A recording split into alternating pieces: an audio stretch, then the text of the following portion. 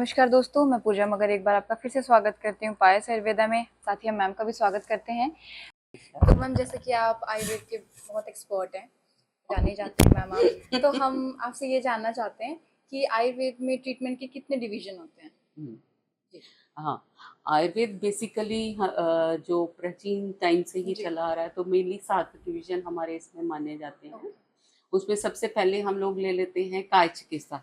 काय चिकित्सा है मेडिसन, जैसे हम लोग कोई भी बीमारी हो गई, हमें फीवर है या और स्किन की डिजीजेस हैं, जी।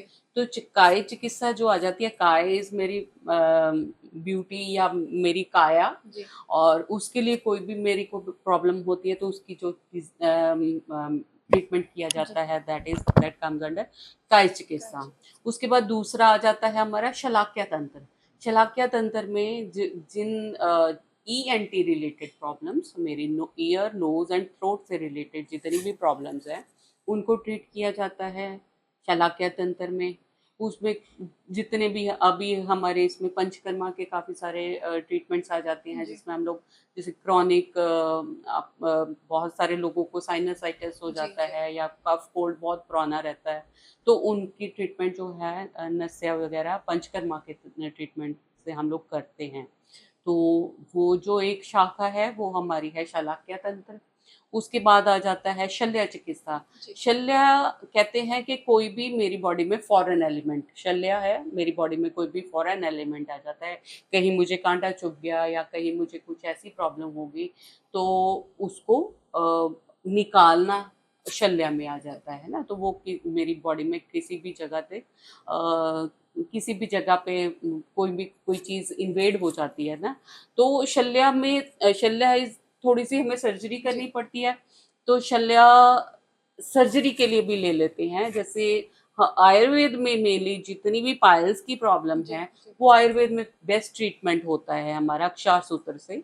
तो शल्य सर्जरी का पार्ट है, और जितनी भी मेनली पाइल्स और फिस्टुला की प्रॉब्लम है, वो इसमें ली जाती है ओके। शल्य में, क्योंकि ये सर्जरी का एक पार्ट आ जाता है।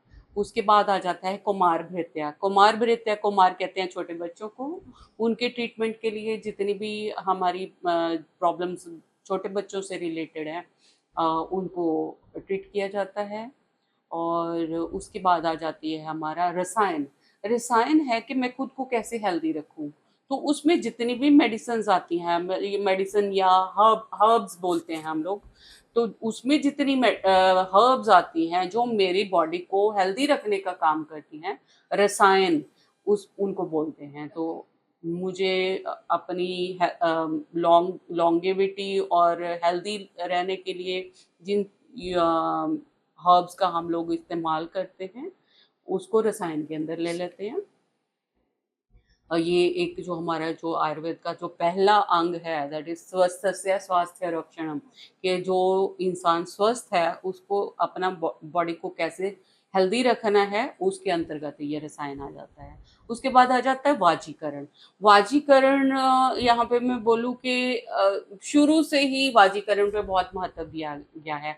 वाजीकरण है जितनी एफ्रोडाइसिक मेडिसिन है, क्योंकि हमारा जो प्राचीन भारत से ही हम लोग लेते हैं कि अ, राजा होते थे, उनकी कितनी कितनी रानियां जी। होती थी, तो उनको अपनी सेक्सुअल लाइफ को हेल्दी रखने के लिए हमेशा, क्योंकि एक इंसान की एक लिमिट होती जी। है ना, तो वहां पे वो इतनी रानियां रखते हैं, तो एक अलग से इसका पार्ट बनाया गया है और उसको वाजीकरण कहते हैं। वाजीकरण है कि जितनी एफ्रोडाइसिक मेडिसिन है, उनको उनको इसके अंदर लिया जाता है कि आप उस अपनी सेक्सुअल लाइफ को कैसे हेल्दी रख सकते हैं।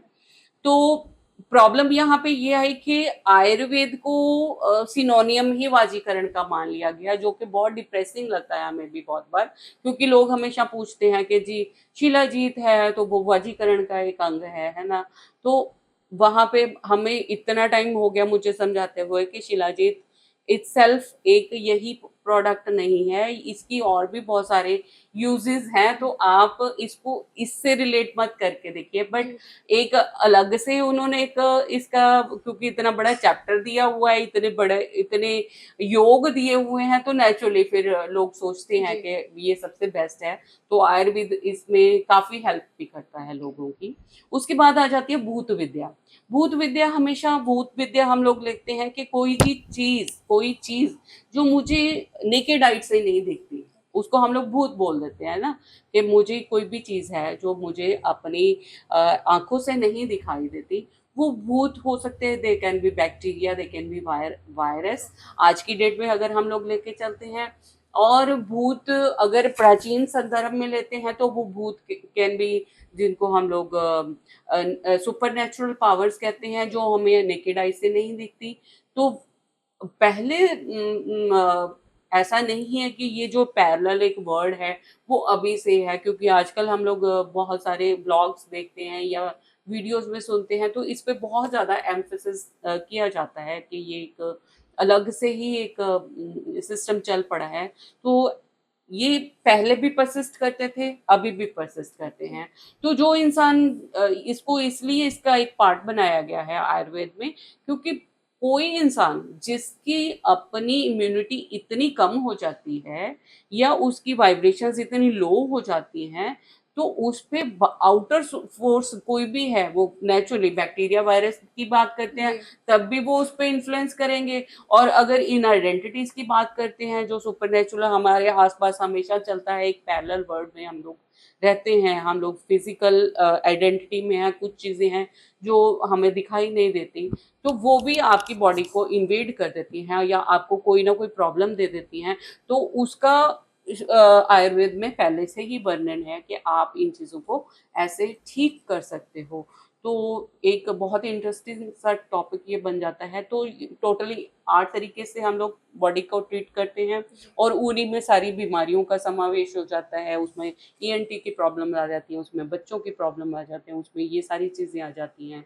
तो ये एक कंप्लीट साइंस है हमारी आयुर्वेद, और इस हिसाब से हम लोग इसको ट्रीट करते हैं। Thank you so much ma'am. साथ ही अगर आप और क्वेश्चन जानना चाहते हैं, अपने सवालों के जवाब को जानना चाहते हैं, तो आप पायस आयुर्वेदा को फॉलो कीजिए। मैम का नंबर डिस्क्रिप्शन पे है, आप मैम को कॉल कर सकते हैं, मैम से आप पर्सनली बात कर सकते हैं। Thank you so much.